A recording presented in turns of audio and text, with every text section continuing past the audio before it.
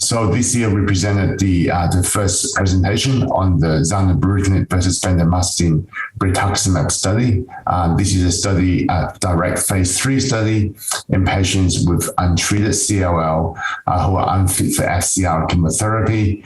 And in this study, what we showed was that Zanubrutinib was superior to Bendamustine in terms of progression-free survival, and there were important advantages in terms of tolerance as well, with reduced myelosuppression as an advantage for Zanubrutinib.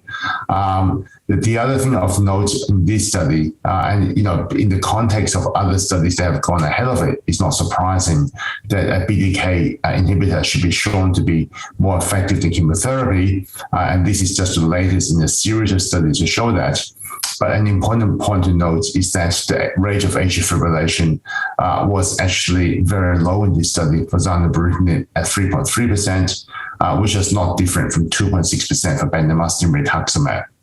So this, I think, is about the first study that I can remember where the BTK inhibitor arm actually did not show an excess in atrial fibrillation. And I think this really speaks to how well tolerated Zanubrutinib is in terms of its low rate of atrial fibrillation, which we already knew from randomized comparisons of Zanubrutinib and ibrutinib that have been conducted in the past. So I think what these results mean is that we now have a new option for patients for frontline CLL therapy. Before, we are in the age of chemoimmunotherapy now, where chemo-free therapy now, where patients have got chemo-free options. And Zanubrutinib, of all the options out there, appears to be very effective, and is probably has fewer side effects compared to the established standard of ibrutinib.